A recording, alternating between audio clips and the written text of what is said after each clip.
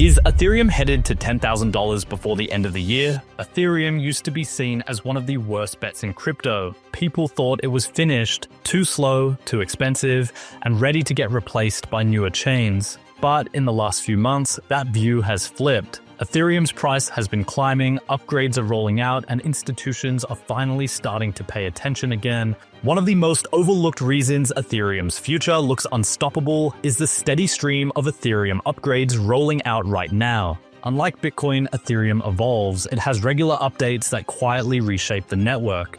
The latest one slipped under most people's radar, but it's a big reason behind the bullish price action we're seeing.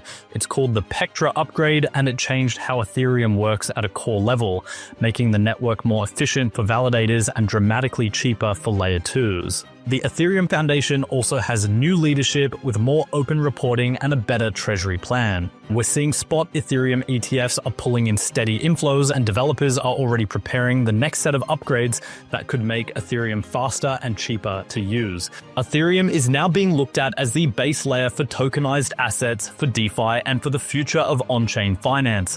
What looked like a coin in decline just at the start of the year is now starting to act like the one network everybody needs. In this video, we'll go over what changed for Ethereum in 2025, what upgrades are coming next, and how these could push Ethereum's price higher than most investors expect. And before we jump into it, just a quick reminder, only a small percentage of you watching are actually subscribed. If you're getting value from the videos, hit that subscribe button. It's free, it supports the channel, and you can always change your mind later. Now let's begin. Ethereum was not in a good place for a while. It had a bad run where people said it was finished, too slow to compete, and not worth holding compared to Bitcoin. The Ethereum to Bitcoin chart told the story. From late 2022 to early 2025, Ethereum lost almost all of its strength against Bitcoin, and the market treated it like dead weight. Most thought it would never lead the way again.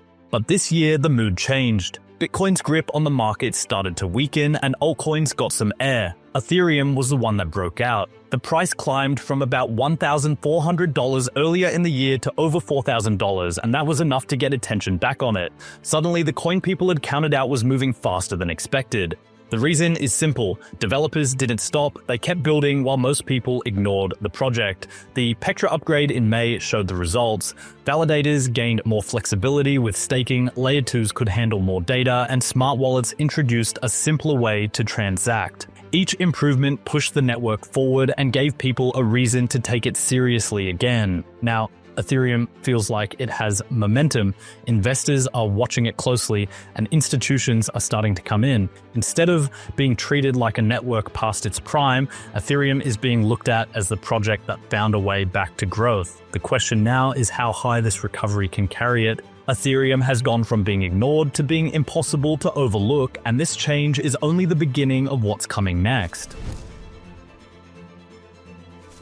Ethereum's turnaround in 2025 cannot be separated from the Pectra upgrade. For months, the community had been waiting for developers to deliver something that could answer the doubts hanging over the network. When Pectra finally went live in May, it sent a message that Ethereum was still capable of solving problems that had weighed it down. One of the first changes was aimed at validators.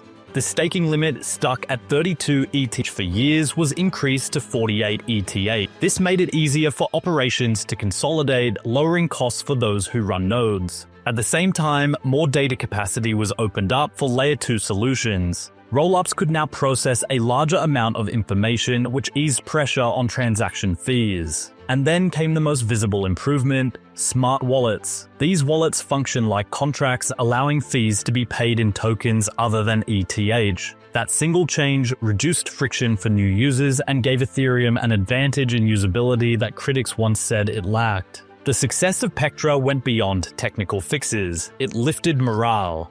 After years of criticism about slow progress, the upgrade showed that Ethereum could move forward with meaningful improvements. Developers proved that the network wasn't stuck. The community saw progress, and confidence began to build again. This upgrade is also important because it is not the last step.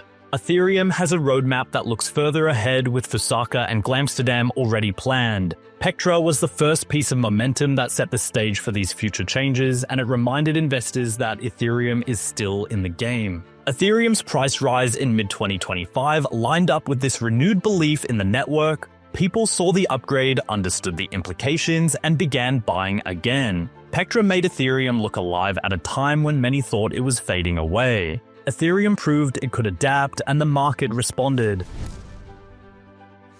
The question that always comes back is how high Ethereum's price can go. Analysts have offered a wide range of targets. Standard Chartered once called for 10,000 ETH, then cut that estimate sharply after arguing that Layer 2 growth drained value from the base chain. Others, like Benjamin Cohen, see a more moderate move between $5,700 and $7,500 this cycle. Technical analysts using wave models point toward $8,000. Across the board, though, the number that continues to echo in conversations is $10,000, not only for technical reasons, but also because it carries psychological weight. But numbers only tell part of the story. Ethereum's role in decentralized finance, stablecoins, and tokenized assets is larger than any price chart. About half of all stablecoins live on its chain, and the majority of DeFi activity still happens in its ecosystem. This means demand for ETH as collateral, for gas, and for settlement remains deep even when the market wavers. With ETFs gaining traction, the probability of staking approval rising, and institutions showing early signs of adoption, these flows could build into something bigger than any previous cycle.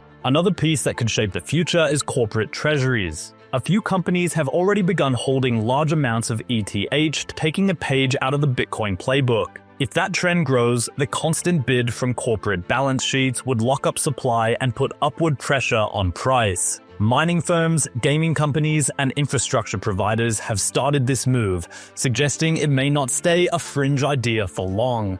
Price targets can be debated endlessly, but the bigger picture is that Ethereum has positioned itself as the foundation for a tokenized economy. With every upgrade, with every inflow, and with every institution that enters, it becomes harder to imagine a future financial system without it. Ethereum may still have hurdles ahead, but its place in the market is no longer in doubt.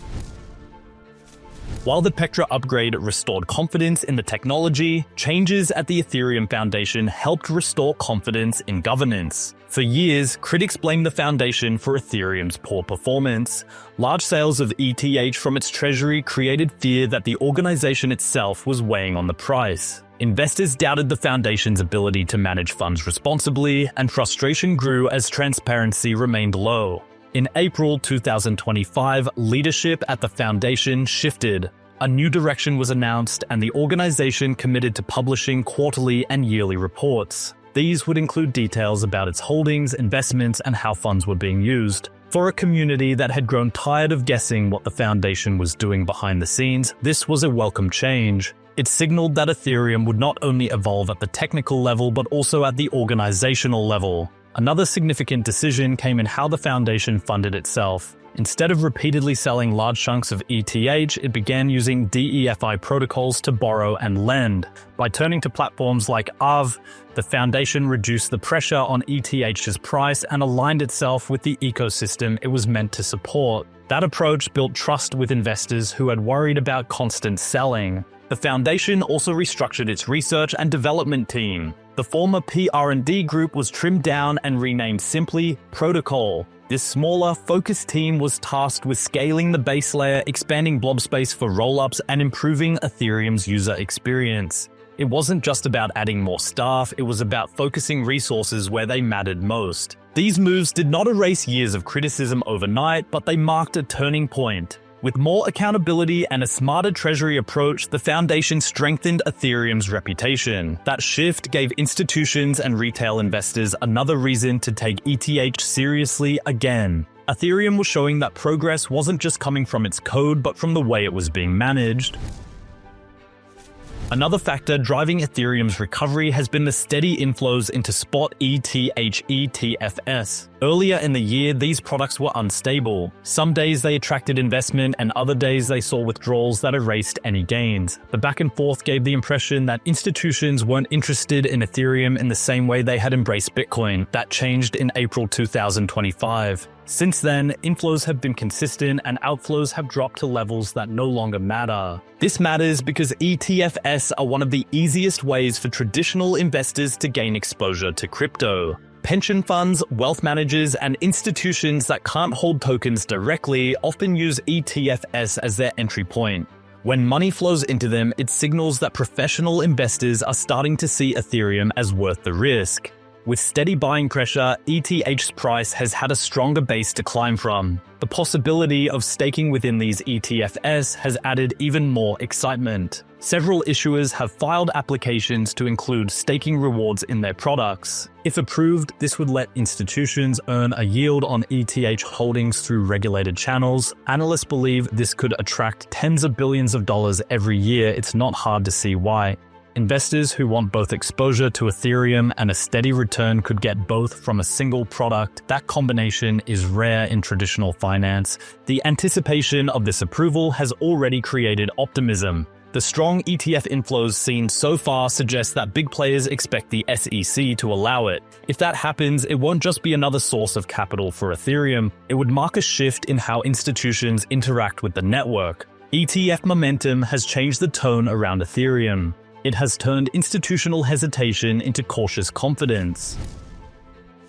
Ethereum's developers are not stopping with Pectra. That upgrade may have set the foundation, but the roadmap shows a series of changes meant to carry the network into its next stage. The next planned hard fork is Fusaka, targeted for late 2025. Like Pectra, it includes multiple Ethereum improvement proposals, but two stand out.